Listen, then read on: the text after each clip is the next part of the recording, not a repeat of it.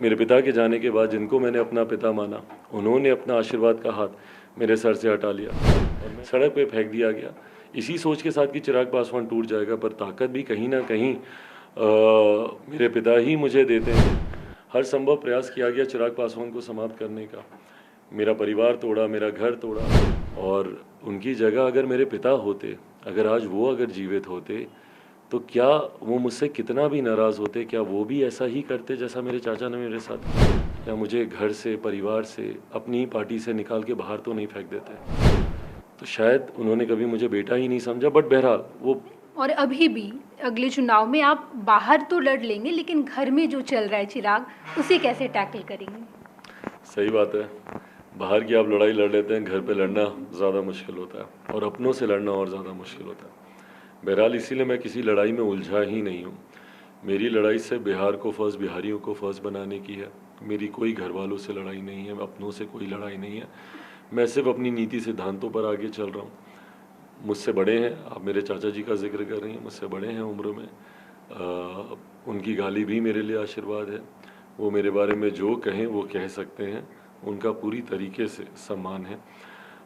राजनीतिक अलग अलग दोनों के दल हैं, और जब आप गठबंधन में होते हैं तो राजनीतिक फैसले गठबंधन के भीतर ही लिए जाते हैं। तो जिस लड़ाई का जिक्र, जिस परिप्रेक्ष्य में आप कर रही हैं एक हाजीपुर की सीट को लेकर, वो मुझे लगता है गठबंधन के भीतर करने वाली चर्चा है। मैंने गठबंधन में ये चर्चा की है। जिनको करनी है वो गठबंधन के भीतर ही करें, क्योंकि वही उचित प्लेटफॉर्म है इन तरीके की बातों का। मीडिया के सामने इन बातों को करने से सिर्फ बवाल खड़ा होगा, जिसकी ज़रूरत नहीं है। वो गठबंधन को गलत दृष्टि में दिखाता है। हालांकि चाचा तो खुलकर सब कुछ कहते हैं कि हम ही लड़ेंगे उस सीट पर, कुछ भी हो जाए सीट नहीं छोड़ेंगे। आपकी एनडीए से जो भी बातचीत हुई है, लेकिन क्या लगता है आने वाले समय में ये प्रॉब्लम क्रिएट करेगा या नहीं? मुझे नहीं लगता कोई प्रॉब्लम क्रिएट करेगा, because I had a very amicable discussion with in the alliance. मेरी सकारात्मक गंभीर चर्चा हुई है गठबंधन के भीतर, और मैं इसी बात को कह रहा हूँ कि आप भी कीजिए ना, क्योंकि एक लंबे समय से आप कह रहे हैं कि भाई हम जाएंगे, हम भी बात करेंगे, और मुझे लगता है कि पिछली एनडीए की बैठक को अब 1.25 महीने से ज़्यादा होने को आया है। पिछली 18 तारीख को वो एनडीए की बैठक थी, तो अभी तक इन 40-42 दिनों में इनको मुलाकात कर लेनी चाहिए थी, बातचीत गठबंधन के भीतर कर लेनी चाहिए थी। अब या तो इनकी मुलाकात हो नहीं पा रही है, पर केंद्रीय मंत्री हैं, मुलाकात में इतनी दिक्कत होनी नहीं चाहिए। तो गठबंधन के शीर्ष नेताओं से बातचीत कर मुझे लगता है इनको इसका हल निकाल लेना चाहिए। राजनीतिक तौर पर चिराग क्या कर रहे हैं सबको पता है, लेकिन पापा जाने के बाद चिराग अब तक क्या कुछ बदला है? क्या उभर पाए हैं उस दुख से? बहुत कुछ बदला है। पिछले 2 साल मेरे जीवन के सबसे कठिन सालों में रहे, पर वहीं ताकत भी पापा ही देते हैं। उन्हीं का ही आशीर्वाद है कि इन परिस्थितियों से 2 साल में आप देखिए, हर संभव प्रयास किया गया चिराग पासवान को समाप्त करने का। मेरा परिवार तोड़ा, मेरा घर तोड़ा, मेरा सामान, मेरी बूढ़ी नानी जो कि आज इस दुनिया में भी नहीं है, उनके साथ सड़क पे फेंक दिया गया, इसी सोच के साथ कि चिराग पासवान टूट जाएगा। पर ताकत भी कहीं ना कहीं मेरे पिता ही मुझे देते हैं।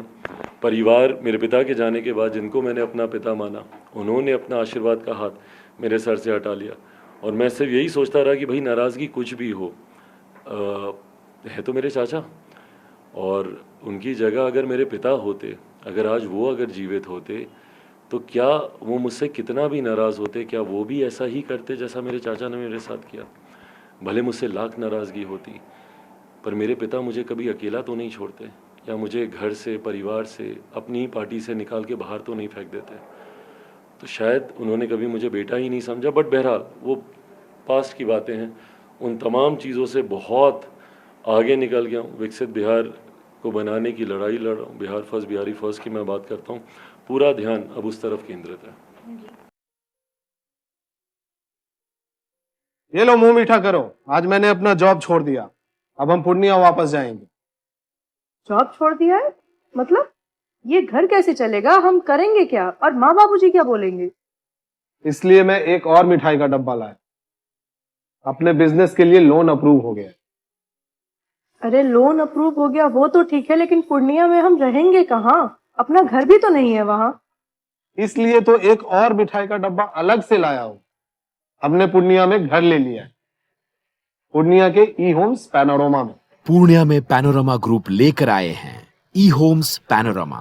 बड़ा घर, आलीशान जिंदगी और अत्याधुनिक सुविधाओं के संग। अरे अरे, अब क्यों मुंह मीठा करवा रही हो? क्योंकि हम घर वापसी जो कर रहे हैं। घर वापसी की खुशी पूर्णिया में ई होम्स पैनोरामा के संग। E homes panorama, luxurious lifestyle redefined.